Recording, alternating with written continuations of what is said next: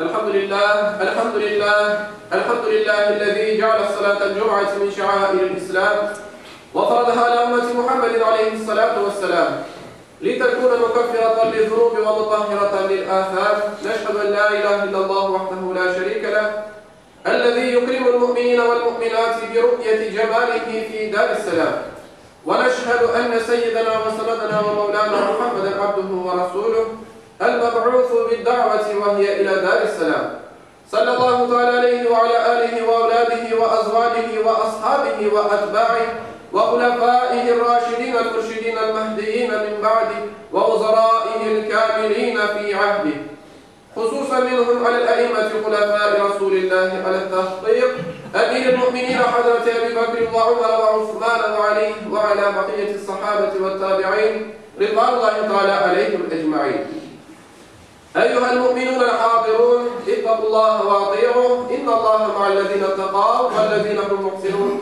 قال الله تعالى في كتابه الكريم: أعوذ بالله من الشيطان الرجيم، بسم الله الرحمن الرحيم. يا بني آدم لا يفتننكم الشيطان كما أخرج أبويكم من الجنة ينزع عنهما لباسهما ليريهما سوآتهما إنه يراكم هو وقبيله من حيث لا ترونهم إنا جعلنا الشياطين أولياء للذين لا يؤمنون. صدق الله العظيم. وقال عليه الصلاة والسلام: إن لكل دين خلقا وخلق الإسلام الحياء. صدق رسول الله ونطق حبيب الله فيما قال أو كما قال. Çok aziz ve muhterem Müslümanlar, bizim bugünkü hutbemizin mevzu aya, yani utanmak duygusu hakkında olacaktır. Muhterem Müslümanlar, insanı diğer canlılardan ayıran en belli hususiyet akıl ve ayadır. Yani utanmak duygusudur. Çünkü insan ancak bu iki hususiyet sayesinde güzel ahlaklı ve edepli olabilir. Doğuştan itibaren insanda var olan utanma duygusu, insanın özüne ve hareketlerine mukayyet olmasına sebepçi olur. Mesela en evvelki toplumlarda bile insanların terek yapraklarından ya da çeşit türlü osumlüklerinden üstlerini, başlarını örtmeleri bunun açık bir delilidir. Öyle duygu, akıl ve iman ile birleşken vakit çokusu insanlardan kabul etkeni ahlak ve edep kaideleri ortaya çıkar. İnsan buna böyle utanma duygusundan Allah'ın emirlerine uyur. Mahrem, yani başka insanların görmesi ayıp olan yerlerini örter. Muhterem Müslümanlar, edep ve ayak bütün ilahi dinlerinin kabul etkeni yüce vasıflarındandır. Hutbemin başında okuğanım hadis-i şerifte Peygamberimiz Muhammed Mustafa sallallahu aleyhi ve sellem buyuruyor ki: İnsanlığın peygamberlerden alğanı birinci nasihat budur. Eğer utanmaz isen ket isteyenini yap. Bu mevzuda en güzel ve kamil kaidelerini koyan şüphesiz İslam dinidir. Peygamber Efendimiz sallallahu aleyhi ve sellem başka bir hadisinde buyuruyor ki: her dinin özüne mahsus bir tabiatı var. İslam'ın tabiatı da hayadır. Çünkü dinimiz İslam, kiyim urbadan tutun ve hareketlerimizge kadar her Müslümanın boysunması gerek olan edep ve ayanın alakalı en güzel ölçülerini belli etkendir. İnsanın tabiatına tamam uygun İslam dini hiçbir mevzuda kaidelerini bozmağa ve aşırılıkka ruhsat vermeyendir. Kur'an-ı Kerim'de böyle buyurmaktadır: Ey Adem oğulları! Şeytan ana babalarınızı ayıp yerlerini özlerine göstermek için urbalarını çıkarttırarak cennetten çıkarganı gibi sizni de aldatmasın. Çünkü o ve yanındakiler siz onlarını görmeyecek yerden sizni koruylar. Şüphesiz biz şeytanlarını inanmayanlarının dostları yaptık. Onlar bir fenalık yapkanlarında babalarımızı böyle yolda bulduk. Allah da bizge bunu emretti deydi. De ki Allah yamanlıklarını emir etmez. Allah'ta karşı bilmegeniniz şeylerini söyleyesiniz mi?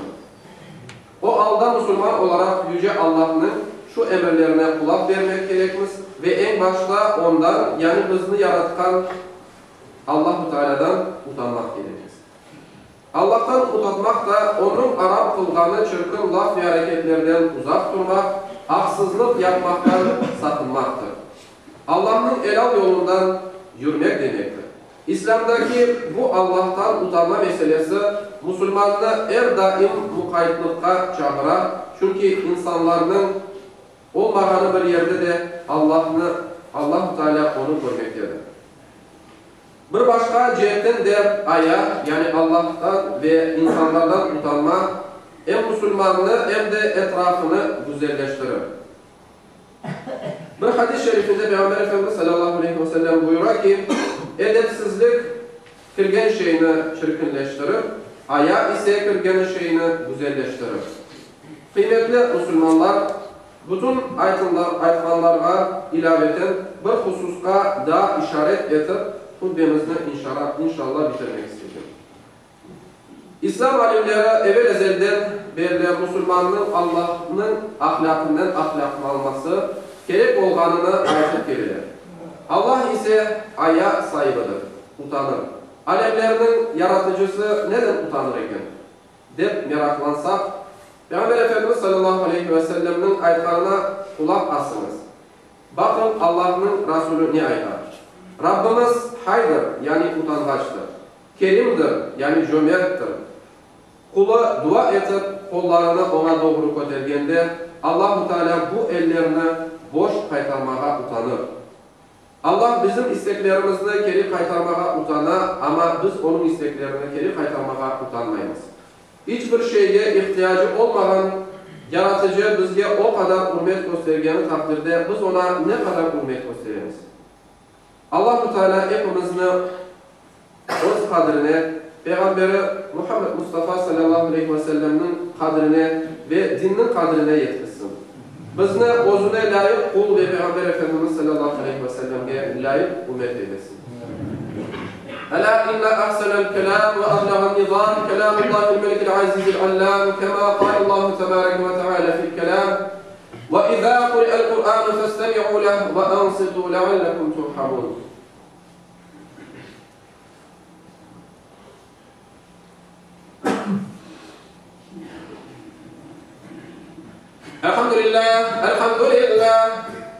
Elhamdülillahi hamden kâmilîne ve salâtu ve selâmu alâ Resûlina Muhammedin ve alâ âlihi ve sahbihi ecma'in.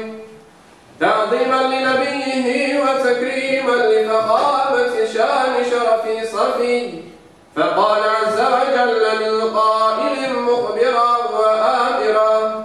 İnnallâhe ve melâiketehu yusallûne alen nebi. Ya eyyühellezîne âmenû sallu aleyhi ve sellimû teslîmâ. Allahümme salli aleyhi ve sellem.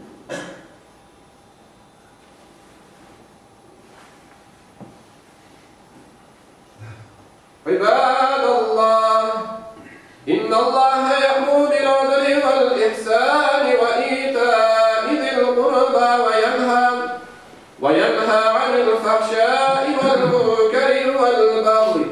Ya'idukum leallekum tezekkerûn. Sayın cemaat, keşkin cuma namazımızda aklımızda ise hasta Balaşık'a toplanmalıdır. Nuradinov Bilal evladımızga. İşte toplanmadan sadakanın miktarı 2237 grivnadır. Allah-u Teala vergen sadakalarımızı kabul eylesin. Şu hasta bağlarımızda